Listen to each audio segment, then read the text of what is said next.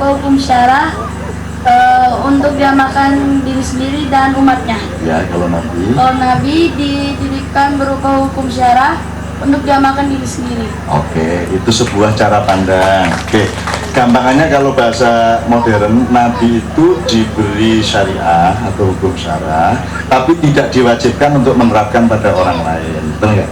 Maka untuk dirinya sendiri. Itu Nabi, namanya nubuah. Nubuah, maka pelakunya namanya Nabi. Nah, nubuah itu bisa berupa ilmu, bisa berupa aturan, bisa macam-macam, tapi itu dia tidak dikasih sertifikat untuk jadi gubernur gitu loh. Tapi kalau Rasul, dia pegang risalah. Risalah itu adalah sertifikat jabatan, bahwa dia wajib menerapkan itu kepada seluruh umat manusia. Bedanya Muhammad sama Nabi sebelumnya adalah risalahnya sebelumnya bersikap lokal regional. Kalau risalah untuk Muhammad, sertifikat jabatannya Muhammad berlaku global universal. Jadi kalau Nabi Musa khusus untuk orang Yahudi gitu kan, tapi kalau Nabi Muhammad berlaku untuk semua umat manusia. Itu risalahnya. Pinter loh. Gila loh, tepuk tangan. Aduh, saya doakan ya Allah, nanti Indonesia akan diisi oleh anak-anakku generasi ini, dan dunia akan tahu tidak ada yang bisa memimpin dunia dengan damai dan asyik kecuali oleh anak-anak Indonesia. Ya. Mohon sebentar ya, saya mau panggil bapaknya. Sure. Pak Aris, silakan maju ke depan. Ini bapaknya. Pantas dari tadi nyambung terus sama saya. Iya, alhamdulillah. Beliau ini salah satu anak didik kita semua yang dididik oleh pengertian-pengertian di belakang ini. Dan beliau ini kita tidak pernah malu mengatakannya, dia anak tukang parkir. Dan beliau ini luar biasa, Kak. Saya kaget juga melihat beliau ini tiba-tiba ada di pengkolan jalan. Dari balik mobil saya lihat, ternyata dia tukang parkir. Dan anak ini bisa menjawab pertanyaan dari Chandra. Tepuk tangan lagi buat dia. Ya, tapi logikanya mesti kebalik. Justru kalau anak tukang parkir bisa jawab itu, kalau anak menteri malah nggak bisa. Terbalik.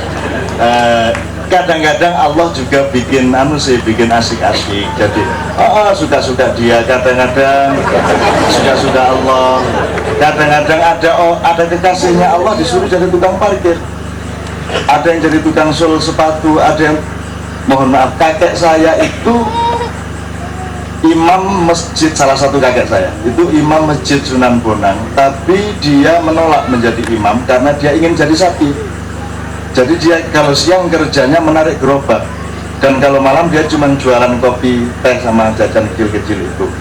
Itu sepanjang hidupnya dia seperti itu, padahal dia suaranya sangat bagus, ilmunya sangat tinggi, dia pendekar silat, bisa pegang, bisa ini nyamuk, lalat segala macam, tapi dia menjadi tukang. Nah itu Allah memang suka-suka. Jadi ini jangan dipikir cuma tukang parkir ini.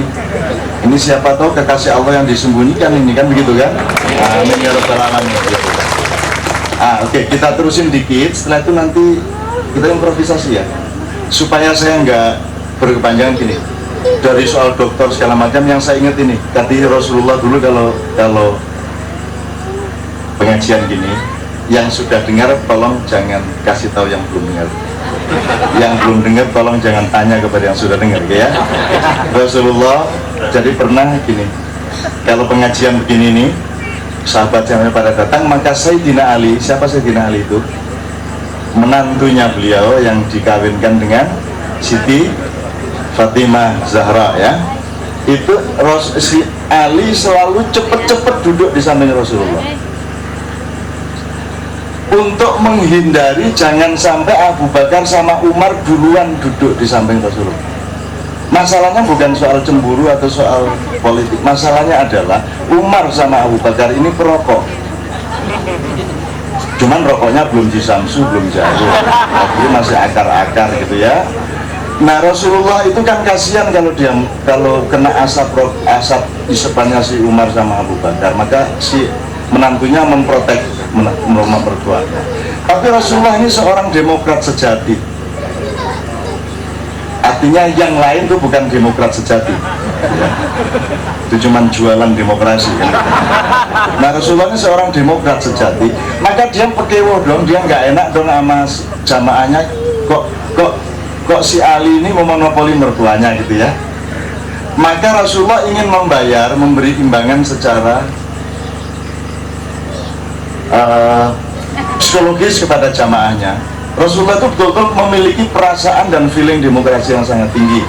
Sebelum saya kasih contoh lain sebelum meneruskan soal rokoknya Abu Bakar ini, Rasulullah itu tahu meninggalnya sakit apa? Nggak mungkin Rasulullah sakit paru-paru. Itu jangan ngawur, jangan nguji saya. Nggak, Rasulullah itu sakitnya usus buntu, sehingga panas badannya tidak bisa turun sama sekali. Orang menyangka sakitnya Rasulullah 4 bulan panas itu sangat panas luar biasa, melebihi semua orang, mungkin sampai 55-56 panas badannya. Dan Rasulullah semua sangat tidak tega sama Rasulullah. Ya Allah, kok panasmu seperti ini? Tidak pernah ada orang mengalami panas setinggi ini. Rasulullah menjawab, ya karena aku mendapatkan tugas dari Allah yang juga melebihi orang lain, maka ujian bagiku juga melebihi orang lain. Kan begitu. Jadi kalau Mas Dik nanti sakitnya agak lebih parah daripada yang lain, jangan kaget, karena memang dia tugasnya lebih tinggi daripada orang-orang lain kan gitu. Enggak, tapi nggak sakit, insya Allah dia sehat walafiat. Terutama setelah nggak siaran dia lebih sehat kan gitu. Oke. Terus itu karena pertama dia disantet oleh seorang ibu-ibu Yahudi. Seorang ibu-ibu Yahudi ini kebetulan dalam beberapa peperangan suaminya meninggal, anaknya meninggal, maka direndam sama Rasulullah, gitu ya. Terus sudah pernah dengar cerita ini? Nah, terus dia selidiki Muhammad ini sukanya makan apa, saya mau racuni dia. Nah, diselidiki kan orang Arab semua makan kambing, ya toh, makan kambing. Hampir tidak ada yang tidak makan kambing, dan tidak ada masalah makan kambing di sana. Kalau di sini baru makan kambing agak masalah, karena kalau di sana Anda harus justru makan kambing di tempat yang atmosfernya seperti itu.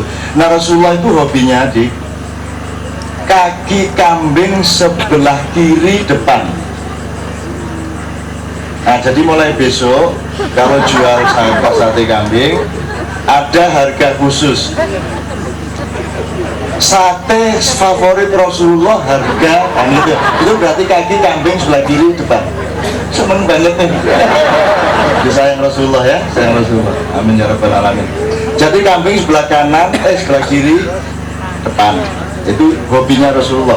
Maka ketika Rasulullah dengan satu kabilah melakukan perjalanan, dicegat oleh ibu-ibu Yahudi ini, diberi makanan kambing yang sudah dibakar, sudah dikasih bumbu, dan khusus kepada Rasulullah dikasih kaki kambing sebelah kiri depan, dan sudah dikasih racun.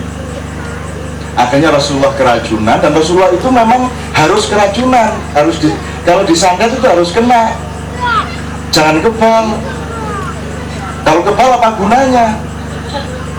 Itu kalau kebal, kawin kebal, nggak bisa, nggak enak rasanya. Jangan kebal. Kalau mau kebal itu jangan dibanggakan, itu bikin nggak murni hidup kita. Kita bisa kebal, nggak saya susah, tidak bisa ditembus peluru, tapi kan loh, kita nggak bisa merasakan hidup ini apa adanya sesuai dengan yang dirahmatkan oleh Allah. Jangan kebal. Maka Rasulullah juga bisa disantet, cuma Allah tidak mengizinkan tajat santet itu tercapai. Kalau merasakan sakitnya, Rasulullah merasakan sakitnya gitu loh. Jadi jangan sampai disakitin orang nggak ngerasa, nggak enak, itu harus ngerasa. Jangan seperti pejabat disindir kayak apapun nggak ngerasa.